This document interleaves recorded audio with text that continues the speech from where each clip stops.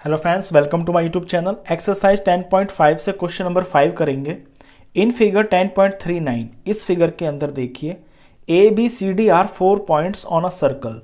ए B C D 4 points हैं circle के ऊपर। A C and B D intersect at point E. A C और B D point ई के ऊपर intersect होते हैं such that B E C is equal to 130 degree. Intersect होने के बाद बी ई सी जो एंगल बन जाएगा वो 130 डिग्री का बन जाएगा and E C D is equal to 20 degree और ई सी डी ये वाला एंगल 20 डिग्री बन जाएगा। फाइंड बी ए सी, आपको निकालना है एंगल बी ए सी। तो क्वेश्चन की शुरुआत करते हैं। फिगर में एक बार आप फिर से देखिए जो चीज़ आपको गिवन है। सिंपली फिगर बनी हुई है। यहाँ का जो एंगल है वो 130 डिग्री है और यहाँ का ये 20 डिग्री है। आपसे पूछा है ये वाला एंगल जिस पे मैं डॉट लगा रहा हूं, यानी कि बी ए सी। अब बी ए सी आप डायरेक्ट तो निकाल नहीं सकते।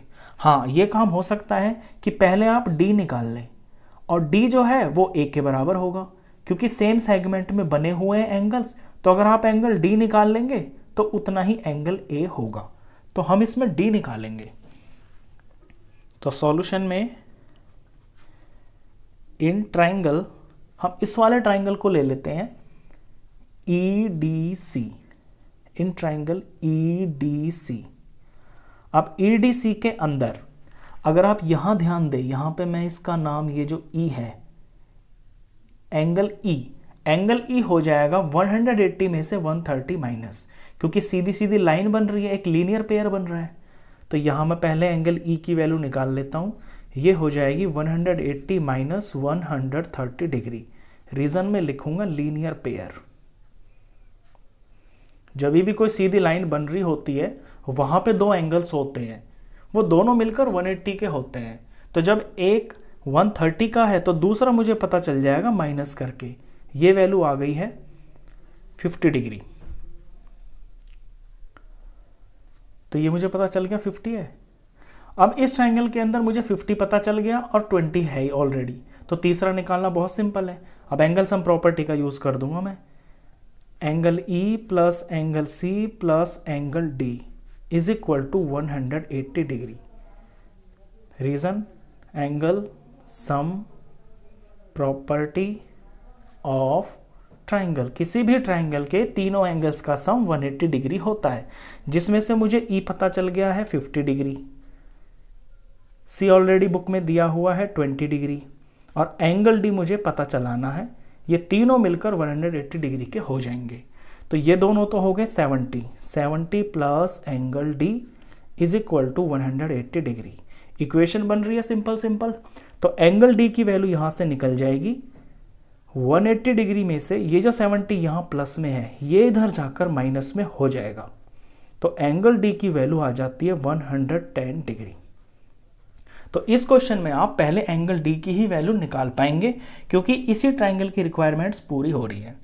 अब जितना डी है उतना ही आपका ए भी होगा। तो ए भी इसके अंदर 110 होगा, लेकिन लिखना आपको पड़ेगा पहले रीजन। अब हम रीजन में लिखेंगे angle A and angle D.